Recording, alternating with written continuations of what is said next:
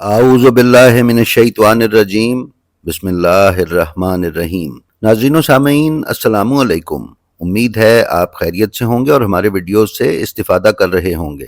ناظرین و سامعین، روز کی طرح ویڈیو پر جانے سے پہلے ہم آپ کی خدمت میں گزارش کرتے چلیں کہ ہمارے نئے شروع کیے جانے والے channel blend of history English کو سبسکرائب کر لیں اور اس کے بیل آئیکن پر کلک کر کے آل نوٹیفیکیشنز کی سیٹنگ کا انتخاب کر لیں تاکہ آپ اس چینل پر پیش کیے جانے والے محمد و آل محمد علیہ السلام کی تعلیمات پر مبنی انگریزی کانٹینٹ سے محروم نہ رہ سکیں۔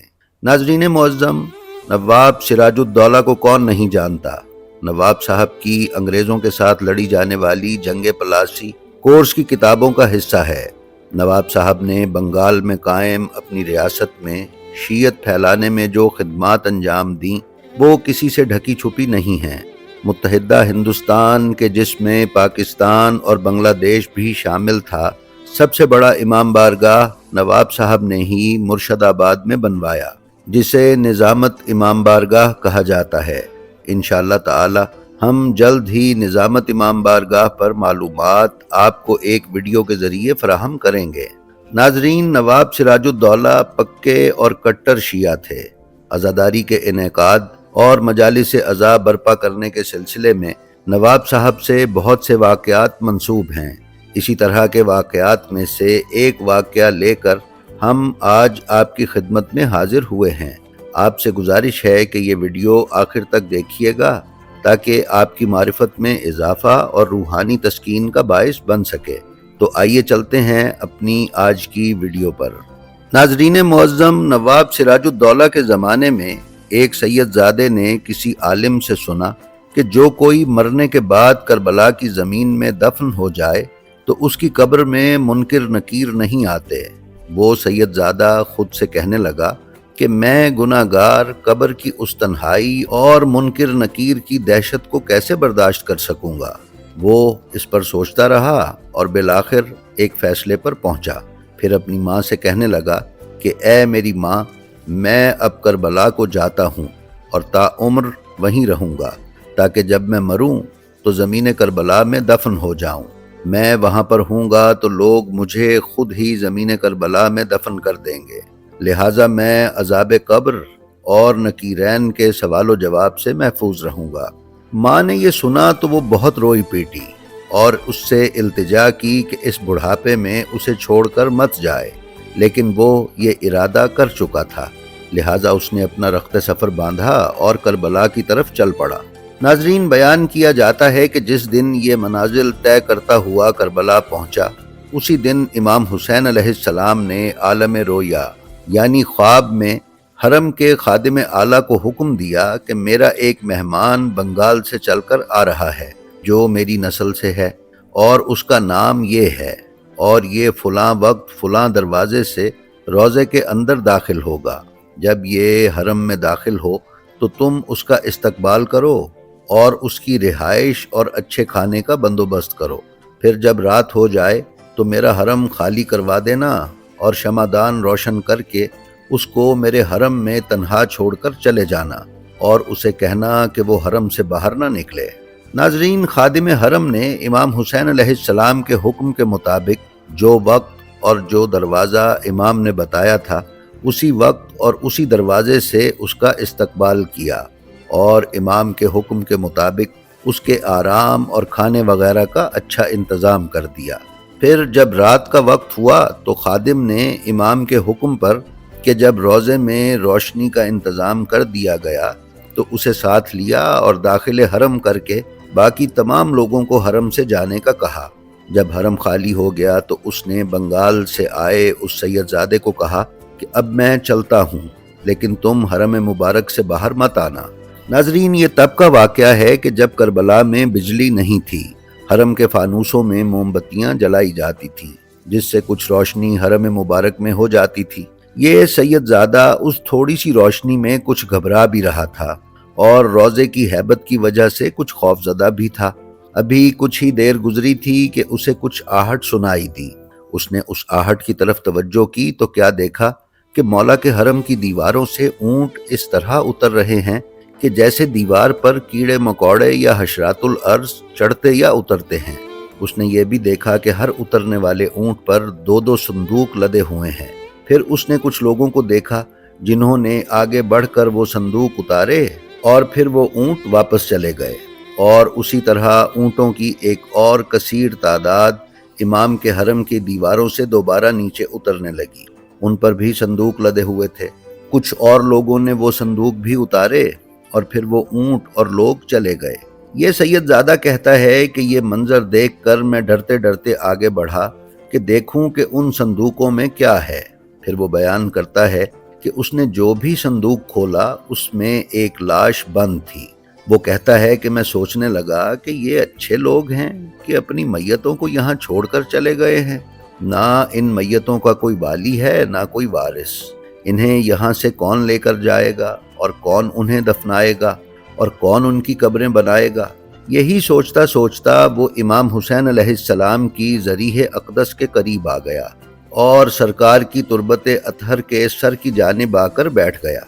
अभी कुछ देर गुजरी थी कि उस पर गुनूदगी तारी हुई और ये नींद की वादियों में चला गया।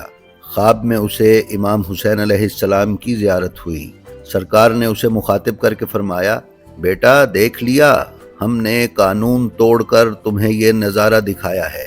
हालांकि आलम मलकूत पर आलम दुनिया वाले की नज़र नहीं जा सकती। हमने इस कानून में सिर्फ तुम्हें ये दिखाने के लिए तरमीम की है कि ये हमारे हुब्दार हैं। कोई किसी मुल्क का है, कोई किसी मुल्क का, कोई किसी शहर का रहने वाला है तो कोई किसी शहर का है। किसी की वसीयत थी कि उसे करबला दफनाया जाए और किसी को बगैर वसीयत के यहाँ लाया गया है।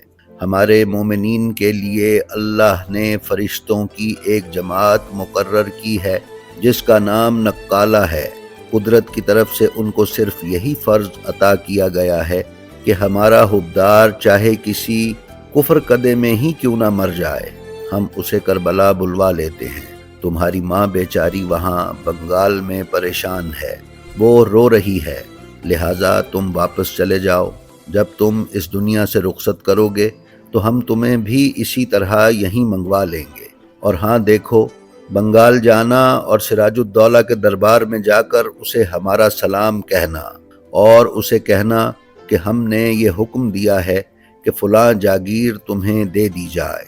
नाजरीन, वो सैयदजादा कहता है कि मैंने मौला से अर्ज़ किया कि मौला, सिराजुद्दौला के दरबार तक रसाई बहुत मुश्किल है, और अगर किसी तरीके से मैंने ये रसाई हासिल कर भी ली और सिराजुद्दौला से मुलाकात करके आपका ये हुक्म उसे दे भी दिया तो वो मुझ पर कैसे यकीन करेगा। मौला ने हुक्म किया कि तुम उसे तन्हाई में जाकर मिलना, वो ज़रूर तुमसे मुलाकात करेगा और हमारी तरफ से निशानी के तौर पर ये दोशाला उसे दिखा देना। नाजरीन, ये कहकर इमाम हुसैन अलैहिस्सलाम ने ख्वाब में ही वो दोशाला उस बंगाल के सैयदजादे की तरफ बढ़ाया। उसने भी दोशाला पकड़ने के लिए अपना हाथ आगे बढ़ाया। जो ही उसका हाथ दोशाले को लगा वो ख्वाब से बेदार हो गया। अब जो बेदार हुआ तो क्या देखता है कि उसके हाथ में वही दोशाला था जो उसने ख्वाब में इमाम हुसैन अलैहिस्सलाम से लिया था।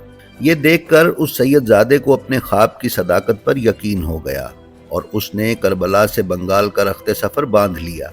मंजिलें तय करता करता ये बंगाल वापस पहुंचा और फिर नवाब सिराजुद्दौला के दरबार में जा पहुंचा। उस वक्त नवाब साहब के पास दरबारी या मसाहिब नहीं थे। दरबार में उसका पैगाम पहुंचा तो नवाब साहब ने उसे फौरन बुलवा लिया।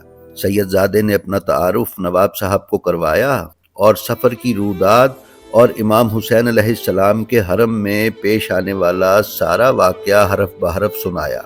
फिर नवाब सिराजुद्दौला को इमाम हुसैन अलैहिस्सलाम का सलाम पहुंचाने के बाद इमाम का हुक्म सिराजुद्दौला को सुनाया।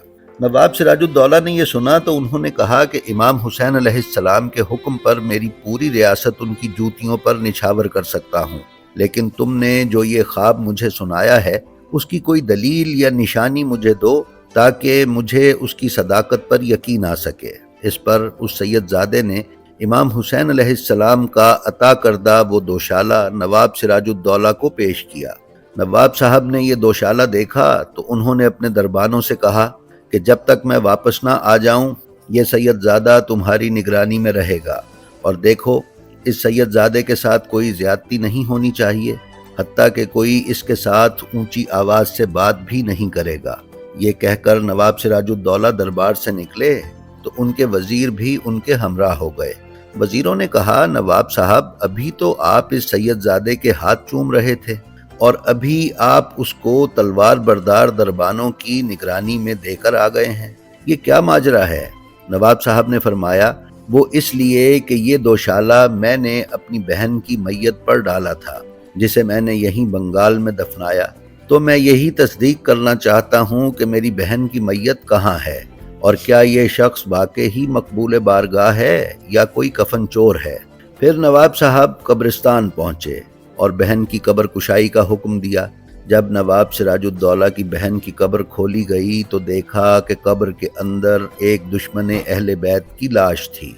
इससे मौला के इस फरमान की भी तस्दीक हो गई कि मोमिन जहाँ भी मरे उसे करबला ले जाया जाता है और दुश्मन अहले बैत को वादी बरहूत में मुंतकिल किया जाता है। जी तो नाजरीन, ये थी हमारी आज की वीडियो। हमें उम्मीद है ये आपको पसंद आई होगी।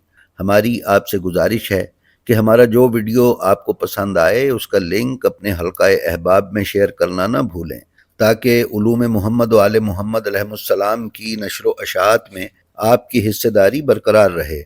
हम आपसे यह भी गुजारिश करते चलें कि आप अपना और अपने मुतअल्लिकीन का बेहद ख्याल रखें और अल्लाह की मखलूक में आसानियाँ तकसीम करते रहें। अल्लाह आपका हामी व नासिर हो। अस्सलामु अलैकुम।